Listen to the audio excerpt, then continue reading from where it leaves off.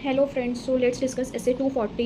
कल मैंने उसके नोट्स अपने चैनल पे डाल दिए थे, आप लोग उसको जाके देख लीजिएगा। आज मैं उसी पीडीएफ की एक्सप्लेनेशन भी आप लोगों को एक्सप्लेन कर देती हूँ, सो दैट आपको वो नोट्स लर्न करने में ईजी रहे और एग्जाम में जब क्वेश्चन आए तो हम लोगों को क्या होता है कि हम लिख नहीं पाते वैसे के वैसे पॉइंट्स। तो मैं क्या करूँगी, मैं उसको आपको इस तरीके से समझा दूँगी कि जब आप इन नोट्स को पढ़ोगे तो आपको ईजी रहेगा समझने में। ओके, सो हम वन बाय वन करके सारे हम समझते हैं कॉन्सेप्ट्स। मैंने जो कॉन्सेप्ट इसमें डाले हैं वो क्वेश्चन एंड आंसर्स के फॉर्म में डाले हैं।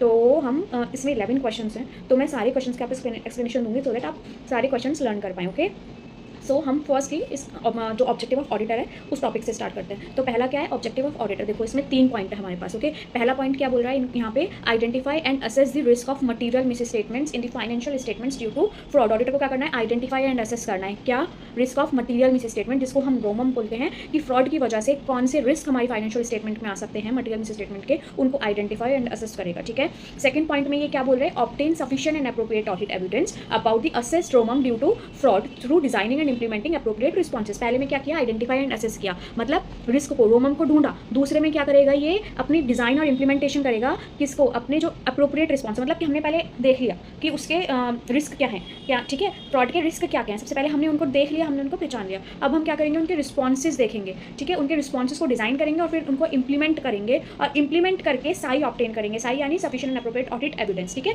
सबसे पहले हम रिस्क को ढूंढेंगे कि रिस्क क्या है, उसके बाद अपनी ऑडिट स्ट्रैटेजी लगा के, अप्रोप्रिएट रिस्पॉन्सेज लगा के हम लोग क्या करेंगे, उनको क्या कहते हैं, डिजाइन एंड इंप्लीमेंट करेंगे अप्रोप्रिएट रिस्पॉन्सेज को, एंड देन साई ऑब्टेन करेंगे। साई ऑब्टेन करने के बाद जब हमारे पास एविडेंस आ जाएगा, उसके बाद हम तीसरे पॉइंट में क्या करेंगे, respond appropriately to identify and suspected fraud. जो भी हमारे सस्पेक्टेड फ्रॉड है, जो हमने फ्रॉड ढूंढ लिया, उसके ऊपर हम अप्रोप्रिएट रिस्पॉन्स लगाएंगे। Okay, first point is about 3 point. सबसे पहले ऑडिटर क्या करेगा, आइडेंटिफाई एंड असेस करेगा रिस्क को। उसके बाद जब उसको रिस्क मिल जाएगा कि क्या रिस्क है, अप्रोप्रिएट रिस्पॉन्सेज डिजाइन और इंप्लीमेंट करके साई ऑब्टेन करेगा। जब उसको एविडेंस मिल जाएगा, साई ऑब्टेन कर लेगा। तीसरे पॉइंट पे फ्रॉड पे अप्रोप्रिएटली रिस्पॉन्ड करेगा, क्योंकि उसके पास एविडेंस होगा। तो first point is about 3 points. Okay, second point में क्या बोल रहे हैं कि इंटेंशनल मिस स्टेटमेंट क्या होती हैं जो कि ऑडिटर के लिए रेलिवेंट है। तो ऑडिटर के लिए 2 तरीके की इंटेंशनल मिस स्टेटमेंट जो होती हैं रेलिवेंट होती हैं।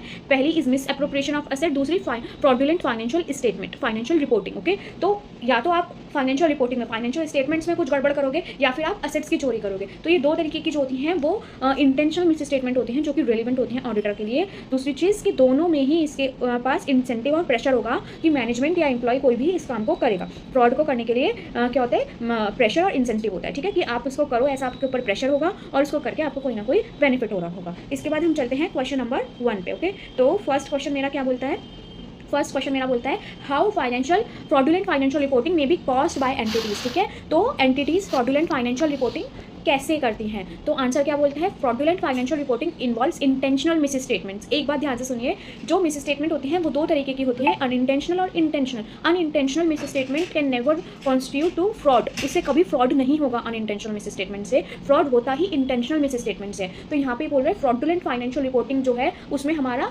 इंटेंशनल मिस स्टेटमेंट जो होती है वो शामिल होती है, जिससे हम फाइनेंशियल स्टेटमेंट के जो यूजर्स होते हैं उनको धोखा देते हैं, उनको डिसीव करते हैं। ओके,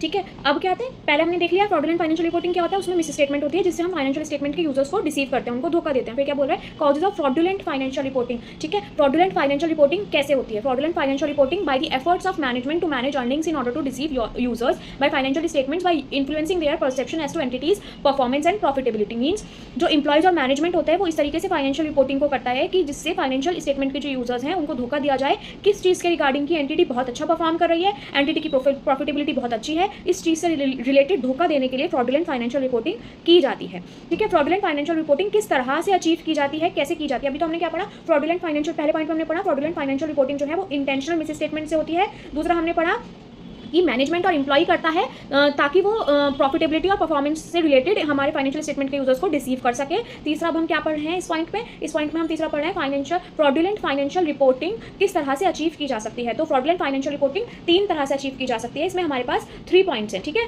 पहला क्या पॉइंट बोल रहा है, पहला पॉइंट बोल रहा है मेरा, गिव मी अ सेकेंड, पहला पॉइंट मेरा बोल रहा है मैनिपुलेशन, फॉल्सिफिकेशन और ऑल्ट्रेशन ऑफ अकाउंटिंग रिकॉर्ड्स और supporting documents from which financial statements are prepared. जो चीज़ है, जैसे हमारे लेजर से फाइनेंशियल स्टेटमेंट बन रहा है तो आपने लेजर को ही उसमें कुछ ना कुछ गड़बड़ कर दी, उसको मैनिपुलेट कर दिया, उसमें कुछ ऑल्ट्रेशन कर दिया, कुछ उसमें गड़बड़ कर दी, फॉल्सिफिकेशन कर दी, ठीक है। या फिर सपोर्टिंग डॉक्यूमेंट्स जिससे भी हमारे फाइनेंशियल स्टेटमेंट्स बन रहे हैं, या फिर कुछ भी सारे डॉक्यूमेंट्स में आपने कुछ भी गड़बड़ कर दी, ठीक है, तो जिससे हमारे फाइनेंशियल स्टेटमेंट्स ही अब गलत बन के आएंगे। ओके, दूसरी चीज मिस रिप्रेजेंटेशन और intentional omission of finance from financial statement of event और ट्रांजेक्शंस और अदर सिग्निफिकेंट इन्फॉर्मेशन। एंटिटी का जो मेन कस्टमर है उसने अब एंटिटी से माल लेना बंद कर दिया है, इस तरीके की कोई इन्फॉर्मेशन जो सिग्निफिकेंट है उस इन्फॉर्मेशन को आपने नोट्स टू जो हमारे डिस्क्लोजर्स होते हैं, ठीक है, उसमें आपने डाला ही नहीं है, आपने उसको ओमिट ही कर दिया है, ठीक है। तो इस टाइप की चीज़ें आप करके फ्रॉडुलेंट फाइनेंशियल रिपोर्टिंग आप करते हैं। ओके, तीसरा पॉइंट क्या आता है, intentional misapplication of accounting principles relating to amounts, classification, manner of presentation और डिस्क्लोजर। कोई भी अकाउंटिंग प्रिंसिपल है, अगर आप उसमें कुछ गलत करते हो, ठीक है, जो उसका वे है, वे ऑफ एप्लीकेशन है, आप उसको उस तरीके से नहीं लगा रहे हो, आप उसको गलत तरीके से लगा के अपने रिकॉर्ड्स को गलत तरीके से बना रहे हो, सो दैट आपकी फ्रॉडुलेंट फाइनेंशियल रिपोर्ट मतलब फाइनेंशियल रिपोर्टिंग जो है वो सही ना है, वो जो आपका इंटेंशनल गोल है उससे वो निकल के आए। मीन्स अगर आपको प्रॉफिट दिखाने हैं 5 करोड़ का, बट एक्चुअल में है आपका 3 करोड़ का, तो आप ऐसी कुछ चीज़ें कर रहे हो जिससे 5 करोड़ का ही आप प्रॉफिट दिखा पा रहे हो। ओके, तो इस तरीके की चीज़ें जब हम करते हैं उसको हम फाइनेंशियल रिपोर्टिंग कहते हैं। पहला क्या आता था इसमें हमारा पहला पॉइंट आया था manipulation and falsification of supporting documents और अकाउंटिंग। पहला क्या है मेरा, सपोर्टिंग डॉक्यूमेंट्स, ठीक है, सपोर्टिंग डॉक्यूमेंट्स का तो गड़बड़ करो। दूसरा क्या है मेरा, ओमिशन, आप कोई इंपॉर्टेंट इन्फॉर्मेशन को ओमिट कर रहे हो। तीसरा क्या है मेरा, अकाउंटिंग प्रिंसिपल्स की मिस एप्लीकेशन। तो 3 चीज़ें हो गई। First one is supporting documents, दूसरा ओमिशन सिग्निफिकेंट इन्फॉर्मेशन का, तीसरा अकाउंटिंग प्रिंसिपल्स का आप मिस एप्लीकेशन कर रहे हो, ठीक है। तो पहला क्या हो गया मेरा, सपोर्टिंग डॉक्यूमेंट्स का आप मैनिपुलेशन कर रहे हो। दूसरा क्या हो गया मेरा, आप इस सिग्निफिकेंट इन्फॉर्मेशन को ओमिट कर रहे हो। आप अकाउंटिंग प्रिंसिपल्स की मिस एप्लीकेशन कर रहे हो। तो ये मेरे 3 पॉइंट्स हो गए हैं, ठीक है, 3 पॉइंट्स हो गए हैं जो आपको याद रखने हैं।